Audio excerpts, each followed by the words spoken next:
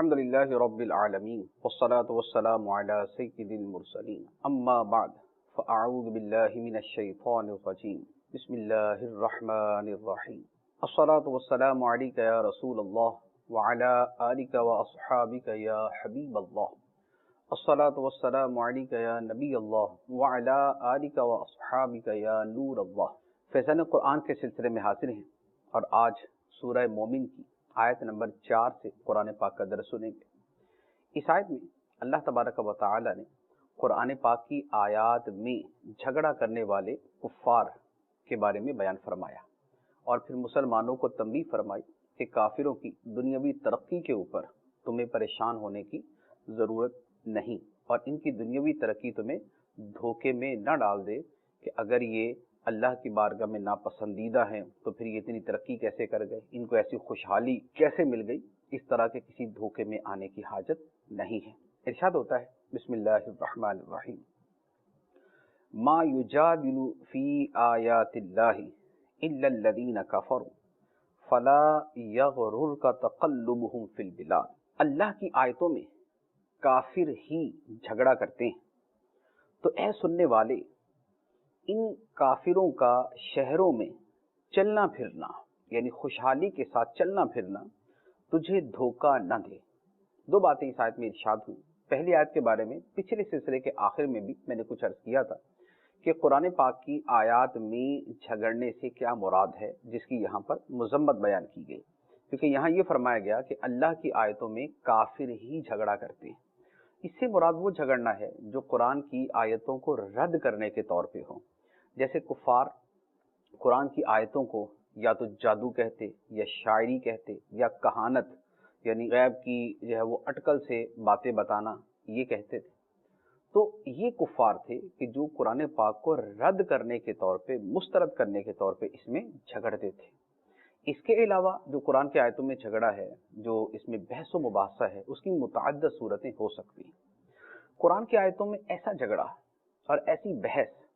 کہ جس کے نتیجے میں آیات ایک دوسرے سے متضاد نظر آئیں کہ قرآن کا کچھ حصہ تو کچھ کہہ رہا ہے، دوسرا کچھ اور کچھ کہہ رہا ہے، ایسی بحث اور ایسی تحقیق یہ باطل ہے، یہ حرام ہے، یہ کفر تک لے جا سکتی ہے اور بعض صورتوں میں کفر ہوتی ہے۔ لیکن اگر علمی اور تحقیقی طور پر آیات کے اندر بحث کی جائے اور اس کے معانی کی تعیین کے اندر اپنی اپنی تحقیق کی روشنی میں مختلف آراء اور اقوال بیان کیے جائیں تو اس میں حرج نہیں، بلکہ یہ ہمیشہ سے چلتا آیا۔ صحابہ کرام کے زمانے سے بھی آیات کی تفسیر کے اندر اختلاف رائے ہوا کرتا تھا۔ کوئی صحابی کسی آیت سے کچھ مراد لیتا تھا، کوئی سے کچھ مراد لیتا تھا، لیکن وہ مراد قرآن کی آیات کو رد کرنے کے طور پہ یا اس کا تضاد اس میں معاذ اللہ ثابت کرنے کے طور پہ نہیں ہوتی تھی۔ تو اس میں بڑی ڈیٹیل ہے۔ اب سوال یہ ہے کہ آج کے زمانے کے اندر کیا کیا جائے، کیونکہ آج کے زمانے میں معاملہ یہ ہے کہ جتنے بڑے بڑے گمراہ فرقے ہوئے یہ سب سے زیادہ قرآن پاک کا نام ہی استعمال کرتے ہیں۔ جو اٹھتا ہے قرآن کا نام لیتا ہے۔ جیسے ایک فرقہ تھا چکڑالوی فرقہ، اب چکڑالوی فرقہ جو ہے وہ بالآخر وہ خود قرآن کے رد تک پہنچ گیا۔ اسی طرح حدیث کا انکار کرنے والے جنہیں منکرین حدیث کہا جاتا ہے وہ بھی قرآن ہی کا نام لیتے ہیں۔ وہ کہتے ہیں جی قرآن میں ہر شے کا بیان ہے، لہذا رسول کی تشریح توضیح کی کوئی حاجت نہیں۔ تو اب قرآن کا نام لے کر ہی وہ نبی پاک علیہ الصلوۃ والسلام کے فرامین کو، آپ کی احادیث کو رد کر دیتے ہیں۔ بعض وہ بھی ہیں جو کھلم کھلا تو احادیث کو رد نہیں کرتے، کیونکہ انہوں نے پہلے منکرین حدیث کا انجام دیکھ لیا کہ امت کے اندر مردود ہو گئے اور امت نے ان پہ ملامت کی، لعن طعن کی، لہذا وہ کھلم کھلا نہیں حدیث کا رد کرتے، بلکہ وہ جملہ یہ بولیں گے کہ جناب حدیث تو سر آنکھوں پہ، حدیث تو دین کا سنت، دین کا بنیادی نقطہ ہے، لفظ یہ بولیں گے، لیکن اس میں قیودات ایسی لگا دیں گے کہ جس کا نتیجہ حدیث کا انکار ہی بنتا ہے۔ یعنی وہ یہ بول دیں گے کہ وہ اصل میں وہ حدیث مقبول ہے جو بہت بڑی تعداد نے نقل کی ہو، تو نتیجہ یہ ہوا کہ اخبار احاد یہ ساری کی ساری مسترد ہو گئی۔ تو کیا انہوں نے بھی وہی کہ حدیث کے انکار کے اندر انہوں نے بھی وہی طرز عمل اختیار کیا، لیکن اس کا طریقہ واردات جو ہے وہ تھوڑا سا مختلف کر دیا۔ اب پھر قرآن پاک کا نام لیتے ہیں تو یہ بڑا ایک عجیب سا معاملہ ہو جاتا ہے اور بڑا پریشان کن معاملہ ہوتا ہے۔ جب ایک عام مسلمان یہ چیزیں دیکھتا ہے وہ ایک تفسیر پڑھتا ہے تو کچھ کہہ رہی ہے، دوسری پڑھتا ہے تو کچھ کہہ رہی، تیسری پڑھتا ہے تو کچھ کہہ رہی، وہ پریشان ہو جاتا ہے کہ یار قرآن کی مراد ہے کیا؟ ایک بندہ قرآن پڑھتا ہے، بولتا ہے جی قرآن میں لکھا ہوا ہے کہ اللہ کے علاوہ کسی کو غیب کا علم ہے ہی نہیں، خدا کے دینے سے بھی نہیں۔ دوسرا بیان کرتا ہے کہ بھئی اللہ کے دینے سے کیوں نہیں؟ اللہ نہ دے تو پھر تو واضح ہی ہے کہ نہیں ہوگا کسی کو، لیکن اللہ دے بھی دے پھر بھی نہیں ہو، یہ کیا بات ہوئی؟ تو اب دو اس طرح کی متضاد چیزیں دیکھے گا تو ایک عام آدمی تو بیچارہ پریشان ہو جائے گا۔ تو اب اس کا حل کیا ہے؟ اس کا حل یہ ہے کہ ہمیشہ یہ ذہن میں رکھیں کہ جو بندہ یہ کہے کہ پچھلے 1300-1400 سال میں جتنی امت گزری ہے، مفسرین، محدثین، علماء، فقہا، مجتہدین، مجددین، اولیاء، ان میں سے کسی نے بھی دین کو پورے طریقے سے نہیں سمجھا۔ دین سمجھا ہے تو اس صدی کے اندر آپ میری طرف توجہ فرما، میں نے دین جو سمجھا ہے بس یہ ہے حرف آخر۔ جو بندہ ایسا بولے، صراحتاً بولے یا گھما پھرا کے بولے، گھما پھرا کے بولنے کا کیا طریقہ ہوتا ہے کہ جس بڑے سے بڑے عالم کی بھی بات اس کے سامنے بیان کر دے، وہ بولے گا ہاں اس کی رائے ہے، یوں وہ رائے کہہ کے ساری امت کو رد کر دے گا اور اپنی بات کو ایسے بیان کرے گا کہ جیسے خود خدا نے اس کو بتایا ہے کہ میری اس آیت کے اندر یہ مراد تھی۔ جیسے آج کے زمانے میں آپ کو قرآن کا نام لینے والے اور بڑا قرآن کا جناب ڈنکا بجانے کا دعویٰ کرنے والے اسی طرح سے طرز عمل اختیار کرتے ہیں۔ تو اب جو شخص یہ کہتا ہے نا کہ نہ صحابہ نے پوری طرح سمجھا، نہ تابعین نے، نہ تبع تابعین نے، نہ ائمہ دین نے، نہ محدثین مفسرین نے قرآن پوری طرح نہیں سمجھا، یہ تو مجھ پر ہی القاء ہوئی اس کی صحیح تفسیر، ایسا بندہ لازمی طور پہ ایمان تباہ کرنے والا ہے، یہ لازمی طور پہ فتنہ پھیلانے والا ہے، یہ لازمی طور پہ ایمان کو بگاڑ دے گا۔ اس سے بچ کے رہیں۔ جس کے منہ سے ایسے لفظ سنیں اس سے فوراً ایک کنارہ کشی اختیار کر لیں، اس کی تفصیل میں بھی نہ جائیں کہ یار سنیں تو سی کیا بولتا ہے، نہیں، اب اس میں بھی جائیں گے نا تو پھنس جائیں گے، تو اس لیے اس سے سائڈ میں رہیں۔ تو جو شخص سلف صالحین کو ماننے والا، مفسرین محدثین کو مانتا ہے، جو کہتا ہے کہ میں اہل سنت و جماعت کے طریقے پر ہوں، جو بزرگان دین، ائمہ دین فرماتے آئے میں اس کو دل و جان سے تسلیم کرتا ہوں، میں اسی کی روشنی میں بیان کرتا ہوں، اور پھر وہ انہی کی بیان کردہ چیزوں کو بیان کرے، اور پھر اللہ تعالیٰ نے جو اس بندے کو عقل فہم دیا ہے اس کی روشنی میں قرآن سے اگر وہ نئے جو ہے وہ مسائل نکالتا ہے، استدلال کرتا ہے جو سلف صالحین کے خلاف نہیں ہے، جو امت کے خلاف نہیں ہے، تو ایسا آدمی تو سر آنکھوں پہ کہ جس کو اللہ تعالیٰ نے ایسی صلاحیت دی اور اسے صحیح طریقے سے استعمال کرنا ہے۔ لہٰذا قرآن پاک کی تفسیریں پڑھنے میں، قرآن کی تفسیر کسی سے سننے کے اندر اس بات کو ہمیشہ پیش نظر رکھیں کہ جو بندہ صرف یہ کہتا ہے کہ مجھے ہی قرآن صحیح سمجھ آیا، باقی کسی کو سمجھ نہیں آیا، اس کا مطلب یہ ہے کہ اس کو بالکل غلط سمجھ آیا، اس نے صحیح سمجھا ہی نہیں ہے۔ اور جو آپ کو تفسیر کے بیان کے اندر صحابہ، تابعین، تبع تابعین، ائمہ دین کی بات کرتا ہے، اس کا مطلب ہے کہ امت کا جو اجتماعی فہم ہے یہ اس کے مطابق چلنے والا ہے۔ تو یہ ایک اچھا اصول ہے کہ اگر آپ اس پہ چلیں تو اس سے بہت ساری غلط فہمیوں سے آپ بچ جائیں گے۔ دوسری بات جو آیت میں فرمائی کہ کافروں کا خوشحالی، امن و امان، ترقی کے ساتھ دنیا کے اندر چلنا پھرنا یہ تمہیں دھوکے میں نہ ڈال دے۔ ایسا نہ ہو کہ تم کہو کہ اگر یہ کافر اللہ کی بارگاہ میں ناپسندیدہ ہیں تو پھر اتنی ترقی کیسے کر گئے، جیسے آج ہوتا ہے۔ آج یہ بڑا ایک کامن سا سوال لوگوں کے ذہن میں ہے، اور پھر وہ جو وسوسے ڈالنے والے الذی یوسوس فی صدور الناس من الجنۃ والناس، شیطانوں اور انسانوں میں بہت سے وہ لوگ ہیں جو لوگوں کے دلوں میں وسوسے ڈالتے ہیں، اور یہ وسوسے اگر آپ نے دیکھنے ہوں، جیسے تو نہ دیکھیے گا، لیکن آپ اگر اس کا یہ ہے کہ یہ کہاں ہوتے ہیں تو پھر آپ اخباریں پڑھ کے دیکھ لیں ذرا۔ اب اخبار پڑھیں اور آپ چینلز کے اوپر، میڈیا کے اوپر آپ ذرا جدید جو مغرب سے مرعوب، امپریسڈ، انسپائرڈ لوگ ہیں، آپ ذرا ان کی باتیں سنیں۔ وہ آپ کو یہ دلیل دیں گے کہ جناب اگر یہ کفار خدا کے ناپسندیدہ بندے ہیں تو پھر اتنی ترقی کیسے کر گئے، ان کے ملکوں میں اتنا امن و امان کیسے ہے، وہ اتنے خوشحال کیوں ہیں، پراسپیرس کیوں ہیں، وہ فلاحی ریاستیں کیوں ہیں، ان کے ہاں اتنی دولت کیوں ہے، وہ سائنس میں اتنی ترقی کیوں کر گئے۔ یہ وہ جملے جو میں نے آپ کو عرض کیے، مجھے نہیں لگتا کہ آپ نے نہ سنے ہو یا نہ پڑھے ہو، یہ پڑھتے ہیں آپ۔ اور یہ کون بیان کرتے ہیں؟ وہ جو قرآن کی آیت کے مطابق دھوکے میں پڑے ہوئے ہیں، کیونکہ اللہ تعالیٰ نے ہمیں تو حکم دیا نا کہ دھوکے میں نہیں پڑھنا۔ ان کافروں کے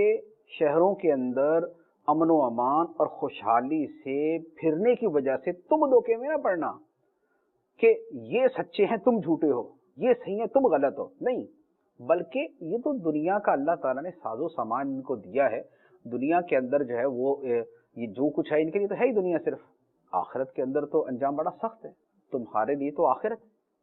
تو لہٰذا ان کی اس ترقی سے اس دھوکے میں نہیں آنا کہ خدا کی بارگاہ میں یہ سچے، ان کا دین سچا، ان کا طریقہ درست ہے اور ہمارا طریقہ غلط ہے، نہیں، ایسا نہیں۔ ہاں ایک بات ضرور ہے، اس کی طرف بالکل توجہ دینی چاہیے، وہ یہ ہے کہ کافروں کا کفر، بے حیائی اور ان کی جو موریلٹی ہے، جو ان کے مورلز اور مینرز ہیں جو اسلام کے خلاف، وہ ضرور باطل ہے، لیکن اس کا یہ مطلب نہیں ہے کہ وہ کفار جو ہیں وہ تو ناپ تول کے اندر ڈنڈی نہ ماریں، وہ تو فیئر کاروبار کریں، وہ دھوکہ نہ دیں، وہ فراڈ نہ کریں،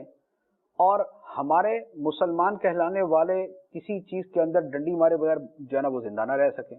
ہر چیز میں ڈنڈی مارے، پھل بیچے تو اس میں جناب دھوکہ، کپڑا بیچے تو اس میں دھوکہ، گوشت بیچے تو اس میں دھوکہ، نمک بیچے، چینی بیچے تو اس میں دھوکہ، پتی بیچے تو اس میں دھوکہ، چھوٹا کاروبار ہے تو چھوٹا دھوکہ، بڑا کاروبار تو بڑا دھوکہ، یعنی دنیا جان کی بد دیانتیاں کر کے بولے نہیں جی ہم اچھے اور یہ کافر برے، تو پھر ایمان کے اعتبار سے تو یہ ٹھیک ہے کہ وہ برے ہم اچھے، لیکن بقیہ کے اندر کون سا آپ کو جو ہے وہ کھلی چھوٹ دے دی اور آپ کو سند لکھ کے دے دی کہ جتنے مرضی فراڈیے بن جانا، دھوکے باز بن جانا، چلاک عیار مکار بن جانا، تمہارے لیے یہ جنت ہی جنت ہے، تم بخشے بخشائے اور تمہیں مسئلہ ہی کوئی نہیں، ایسا نہیں ہے۔ قرآن نے، دین نے، اسلام نے اگر ہمیں عقیدہ درست دیا ہے تو عمل بھی تو درست کرنے کا فرمایا ہے، الا الذین آمنوا ہے تو وہ عاملوا الصالحات بھی تو ساتھ ہے، یہ تو نہیں ہے کہ مسلمان ہے تو پھر بددیانت ہو، مسلمان ہے تو چور ہو، مسلمان ہے تو دھوکے باز ہو، مسلمان ہے تو فراڈیا ہو، مسلمان ہے تو ملاوٹ کرنے والا، مسلمان ہے تو ٹیکس چور ہو۔ یہ طرز عمل جو ہے یہ وہ چیز ہے کہ جو مسلمانوں کو دین سے بدل کرنے والا ہے، جو وہ ہے جو کافروں کو اسلام کے قریب ہی نہیں آنے دیتا۔ کافر جب دیکھے گا کہ جناب یہ مسلمان یہ کہلانے والے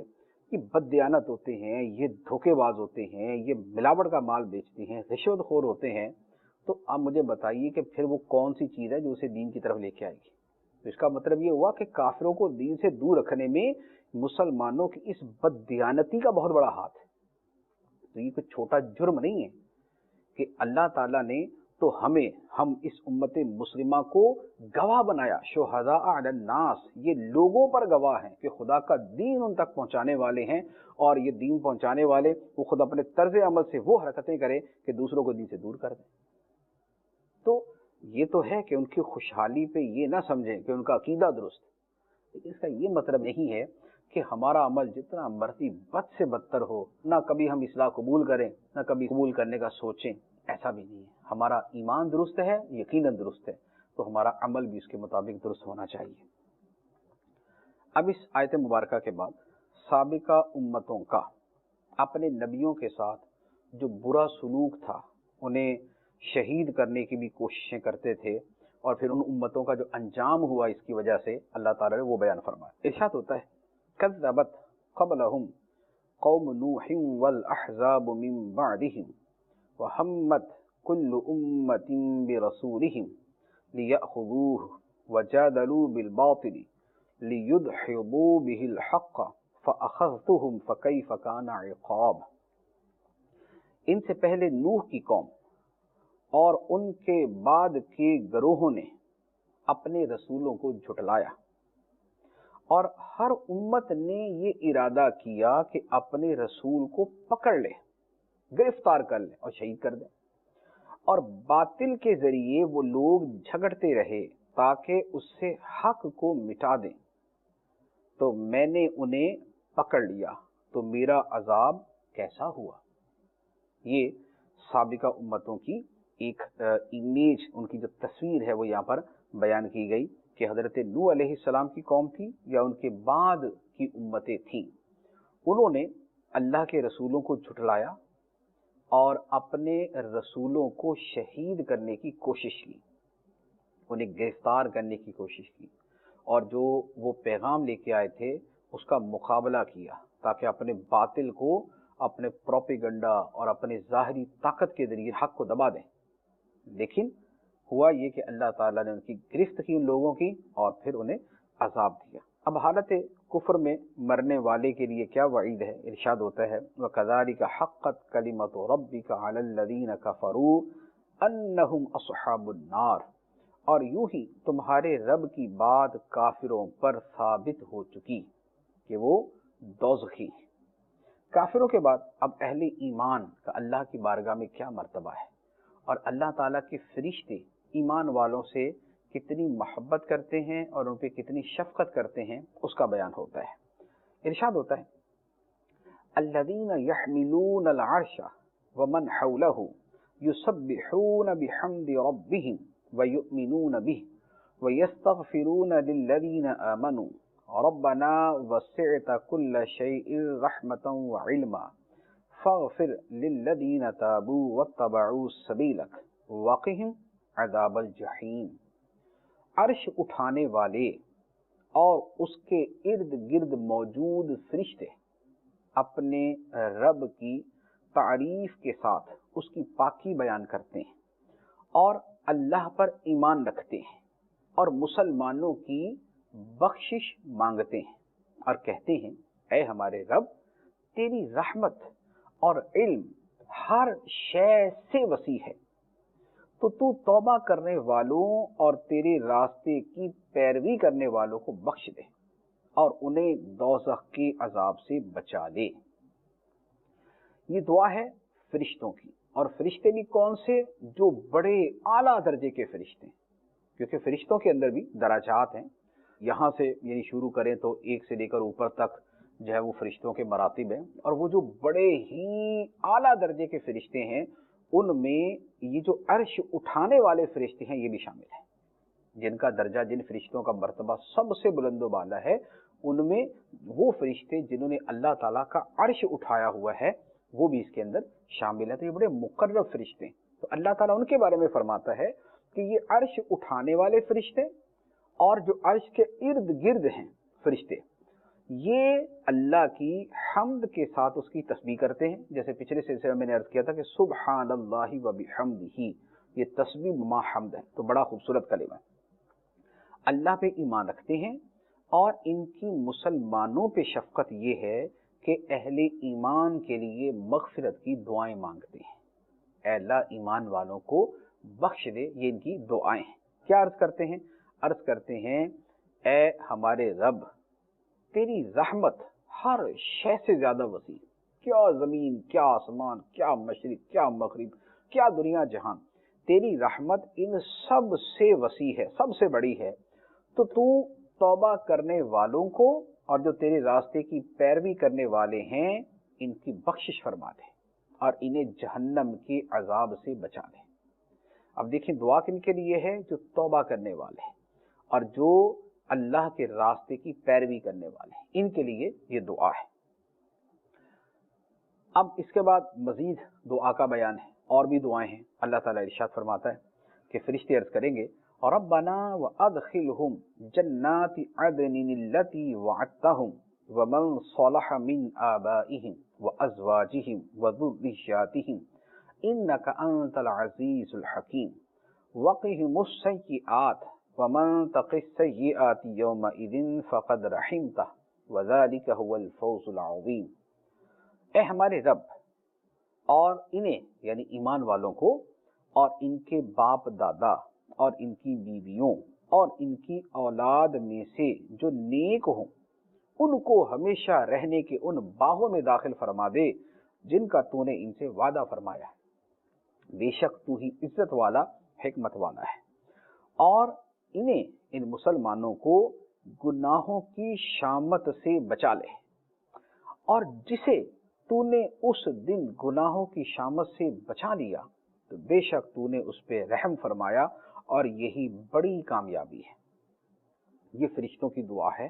اہل ایمان کے لیے۔ لیکن اہل ایمان میں وہ لوگ جو توبہ کرنے والے ہیں، جو اللہ تعالیٰ کے راستے پر چلنے والے ہیں، اور ان کے ماں باپ، بیوی، بچوں کے اندر جو نیک ہیں، ومن صالح،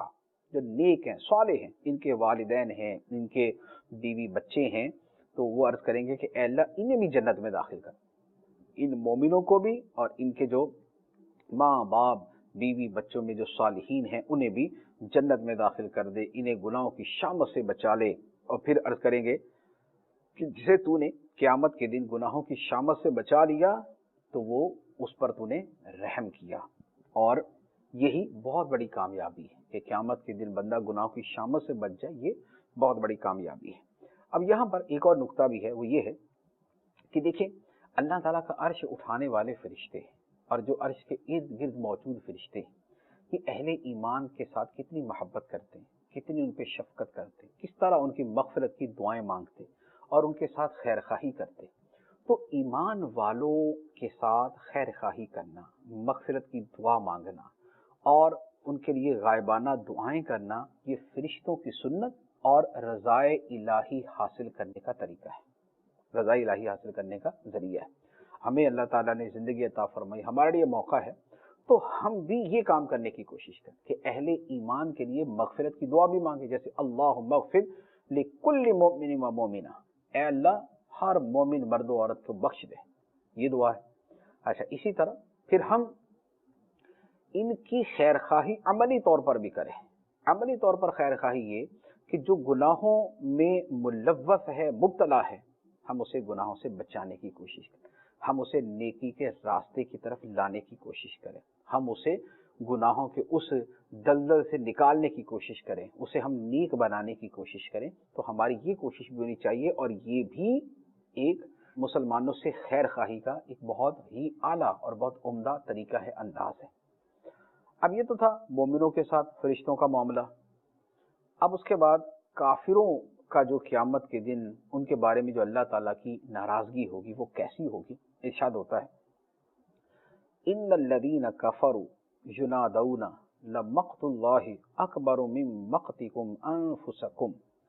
اذ تدعون الی الایمان فتکفرون، بے شک کافروں کو ندا دی جائے گی کہ یقیناً اللہ کی تم سے بیزاری اس سے بڑھ کر ہے جو آج تمہیں اپنی جانوں سے ہے،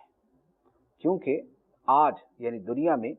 جب تمہیں ایمان کی طرف بلایا جاتا ہے تو تم کفر کرتے ہو۔ کافروں سے کہا جائے گا کہ آج تم اپنی جانوں سے بیزار ہو کہ ہم کس عذاب میں پھنس گئے، تمہیں اپنی ذات اور اپنی جانوں سے نفرت ہے، لیکن جتنا تمہیں اپنی جانیں آج ناپسند ہیں، اللہ تعالیٰ کی جو تمہارے بارے میں ناپسندیدگی ہے وہ اس سے بھی بڑھ کر ہے، کیونکہ دنیا کے اندر جب تمہیں ایمان کی طرف بلایا جاتا تھا تو تم کفر کرتے تھے، انکار کرتے تھے۔ اب کفار اللہ تعالیٰ کی بارگاہ میں عرض کریں گے، کہیں گے قالوا ربنا امتنا اثنتین واحییتنا اثنتین فاعترفنا بذنوبنا فهل الى خروج من سبیل، وہ کہیں گے اے ہمارے رب، تو نے ہمیں 2 مرتبہ موت دی اور 2 مرتبہ زندہ کیا، تو اب ہم نے اپنے گناہوں کا اقرار کر لیا ہے، تو کیا اب نکلنے کا کوئی راستہ ہے؟ نکلنے کا کوئی راستہ ہے؟ 2 مرتبہ موت اور 2 مرتبہ زندگی، یہ کون سی ہے؟ یہ ایک پیدائش سے پہلے جب انسان ایک صرف نطفے کی صورت میں، علقہ کی صورت میں ہوتا ہے تو یہ ایک حالت موت ہے کہ حالت عدم حیات ہے، پھر اس کے بعد اللہ تعالیٰ زندگی دیتا ہے، پھر مر جائیں گے، یہ دوسری موت ہے، پھر قیامت میں زندہ ہوں گے، یہ دوسری زندگی ہے۔ تو وہ عرض کریں گے، کفار کہیں گے کہ اے اللہ تو نے 2 مرتبہ ہمیں موت دی، 2 مرتبہ ہمیں زندگی دی، تو اب ہم اپنے گناہوں کا اعتراف کرتے ہیں کہ ہم نے دنیا کے اندر گناہ کیے، ہم نے دنیا کے اندر تجھے نہ مانا، تو اب کوئی جہنم سے نکلنے کی صورت ہے کہ ہم جہنم سے نکل جائیں، دنیا میں چلے جائیں، وہاں جا کے پھر نیکیاں کریں تو ہماری بخشش کی صورت ہو جائے؟ تو ایسا نہیں ہوگا، ایسا نہیں ہوگا۔ اب کیا ہوگا؟ ارشاد فرمایا ذالکم بأنہ اذا دعی اللہ وحدہ کفرتم وَإِن یشرک بہ تؤمنوا فالحکم للہ العلی الکبیر، یہ اس وجہ سے ہے کہ جب ایک اللہ کو پکارا جاتا تھا تو تم کفر کرتے تھے، اور اگر اس کے ساتھ شریک کیا جاتا تو تم مان لیتے تھے، تو ہر حکم اس اللہ کا ہے جو بلندی والا، بڑائی والا ہے۔ یعنی بتایا جائے گا کہ اب یہاں سے نکلنے کی کوئی صورت نہیں. وجہ یہ ہے کہ جب دنیا کے اندر تم تو شرک کے نشے میں چور ہوتے تھے اور بتوں کی محبت میں ڈوبے ہوتے تھے، خدا کا تنہا ذکر کیا جائے تو تم تو مانتے ہی نہیں تھے، انکار کر بیٹھتے تھے کہ نہیں یہ تنہا اللہ تعالیٰ نہیں، ساتھ میں بت جوڑے جائیں. اور جب بتوں کا تذکرہ ہوتا تھا، شرک کیا جاتا تھا، پھر تم بڑے خوش دلی کے ساتھ آ جاتے تھے. تو اتنا غلط اور اتنا باطل اور اتنا جاہلانہ اور اتنا سرکشی کا رویہ تھا تمہارا. تو اب جو ہے وہ نجات کی کوئی صورت نہیں. اب اس کے بعد توحید باری تعالی کی نشانیاں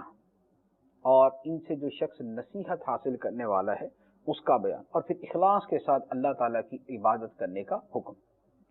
ارشاد ہوتا ہے هو الذی یریکم آیاتہ وینزل لکم من السماء رزقا وما یتذکر الا من ینیب فادعوا اللہ مخلصین لہ الدین ولو کرہ الکافرون.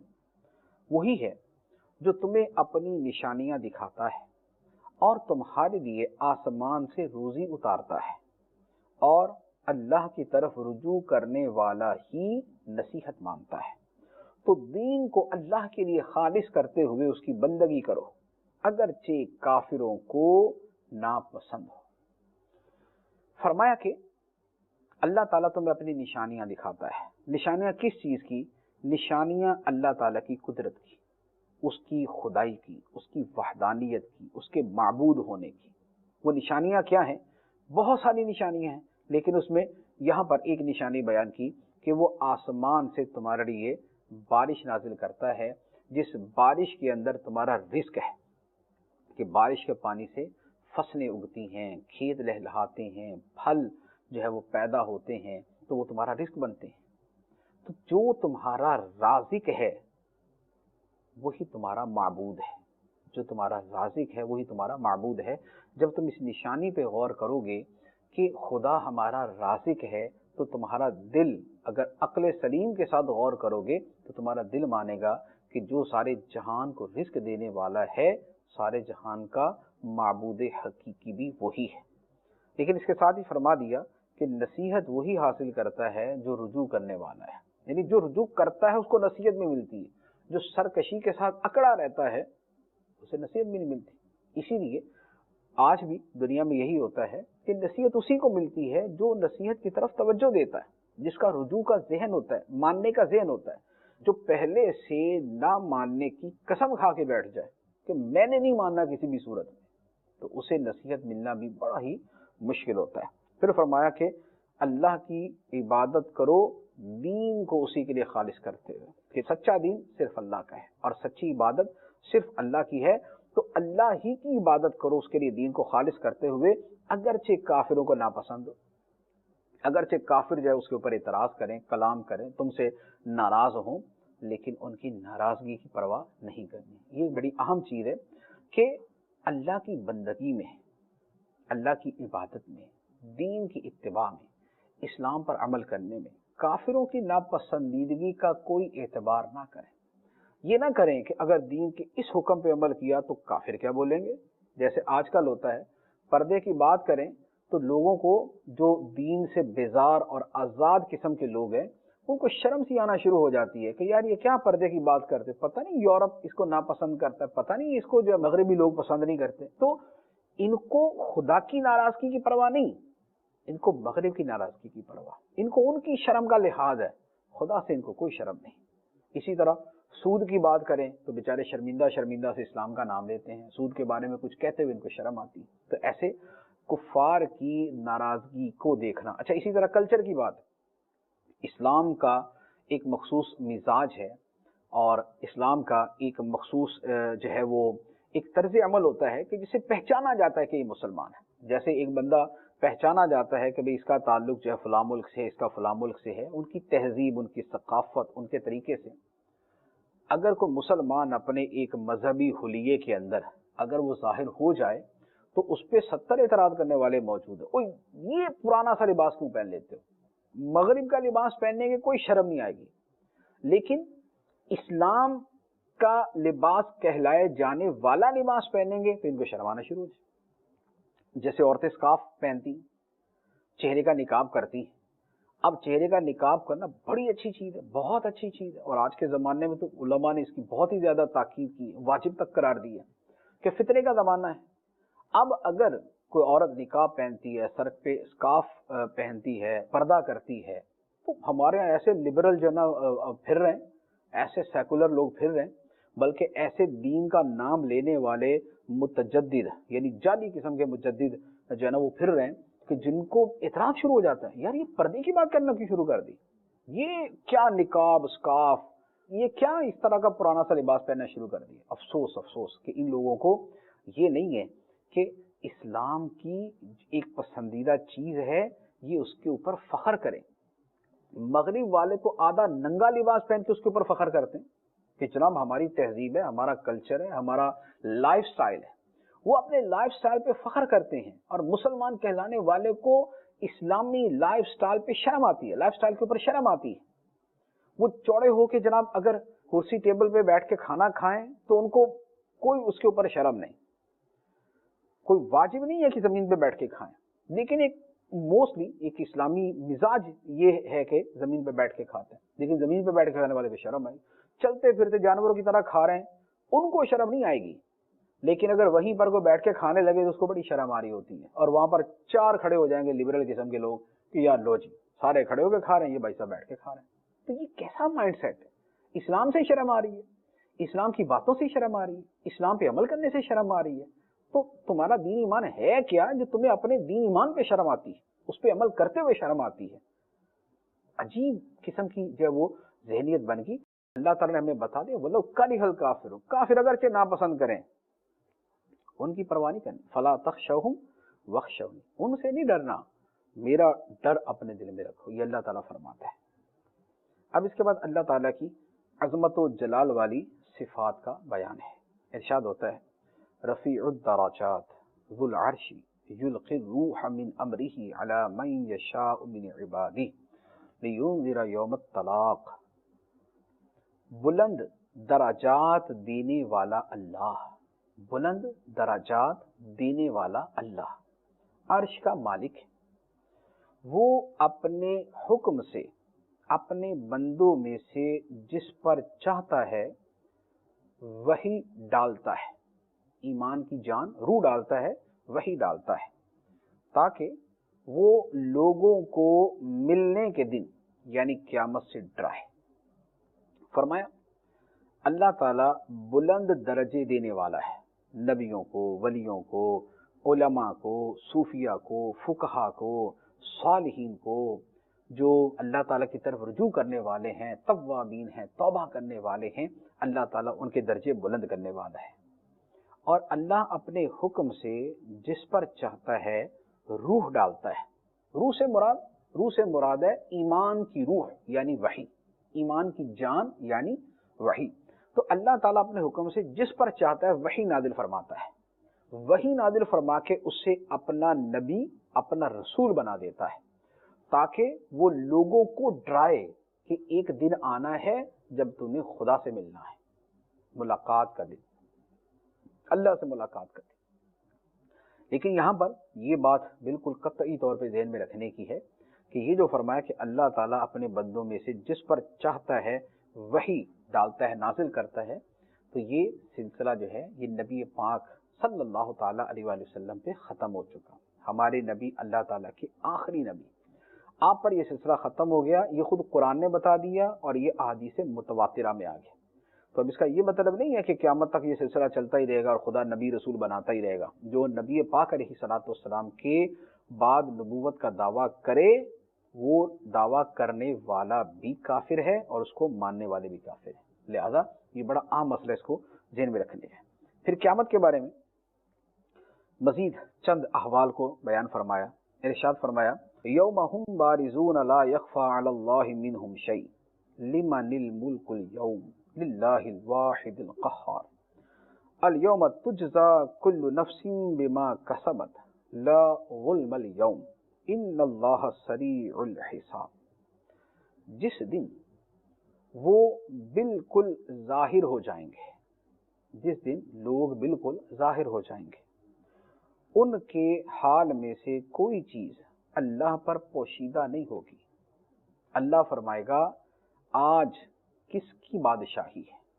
قیامت کے دن اللہ تعالیٰ فرمائے گا آج کس کی بادشاہی ہے؟ پھر خود ہی فرمائے گا ایک اللہ کی جو سب پر غالب ہے۔ آج ہر جان کو اس کے کمائے ہوئے اعمال کا بدلہ دیا جائے گا۔ آج کسی پر زیادتی نہیں ہوگی، بے شک اللہ جلد حساب لینے والا ہے۔ یہ قیامت کا ایک منظر بیان کیا کہ قیامت کے دن سب لوگ ظاہر ہوں گے اور ان کا کوئی معاملہ اللہ سے پوشیدہ نہیں ہوگا۔ دنیا میں بھی پوشیدہ نہیں ہے، آخرت کے اندر تو بالکل ہی عیاں ہو جائے گا کہ لوگ بھی دیکھ رہے ہوں گے کہ اس بندے نے کیا کیا۔ اچھا، پھر اس دن بادشاہی صرف اللہ کی ہوگی۔ دنیا میں بھی اللہ ہی کی ہے، لیکن وہاں پر تو ظہور بھی صرف اللہ عز و جل کی بادشاہی کا ہوگا۔ اللہ تعالیٰ فرمائے گا لمن الملک اليوم، کس کی بادشاہی ہے آج؟ کدھر کے بڑے بڑے جابر، فرعون، کیسر، کسرا اور جناب بڑے بڑے ملکوں کے فرما روا اور سپر پاوریں کہلانے والے اور ان کے جناب most powerful person on the surface of the earth کہلانے والے لوگ کدھر گئے سارے؟ پھر کوئی وہاں بڑے بڑے فرعون، جابر، ہزاروں کو مار دینے والے، لاکھوں کو قتل کر دینے والے، بم کے ذریعے، تلواروں کے ذریعے بڑے بڑے فرما روا کے جن کے نام سے دنیا ڈرتی تھی، گردنیں جھکائے کھڑے ہوں گے۔ کوئی نہیں بولے گا کہ جناب میں بھی دنیا کے اندر فلاں ملک کا بادشاہ تھا، میری دنیا کے اوپر حکومت چلتی تھی، میرے نام سے بڑے بڑے بادشاہ کانپتے تھے۔ کوئی نہیں ہوگا، کوئی جواب نہیں دے گا کہ آج کس کی بادشاہت ہے۔ اللہ تعالیٰ خود ہی فرمائے گا للہ الواحد القہار، اس اللہ کی بادشاہت جو ایک ہے، سب پر غالب ہے۔ تو تنہا اللہ تعالیٰ کی بادشاہت ہوگی اور وہ اللہ سب پر غالب ہے۔ اور پھر فرمایا جائے گا کہ آج ہر جان کو پورا پورا بدلہ ملے گا۔ ایسا نہیں کہ نیکی کی تو اسے کوئی اس کی جزا نہ ملے۔ ہاں، گناہ والے کے گناہ خدا معاف کر دے، اس کی شان ہے، اس کا فضل ہے، لیکن کسی نے گناہ نہیں کیا اور گناہ اس پہ ڈال دیا جائے، ایسا ظلم نہیں ہوگا۔ اگر کسی نے نیکی کی اور صحیح کی، کما حقوق کی، اور پھر اس کو اس کی جزا نہ ملے، صلہ نہ ملے، ایسا بھی نہیں ہوگا۔ بے شک اللہ جلد حساب لینے والا ہے۔ اللہ تبارک و تعالی ہمیں قیامت کے حساب کے لیے تیاری کرنے کی توفیق عطا فرمائے اور ہمیں اللہ تعالیٰ بخشے ہوئے لوگوں کے گروہ میں شامل فرمائے۔ آمین بجاہ النبی الامین صلی اللہ علیہ وسلم۔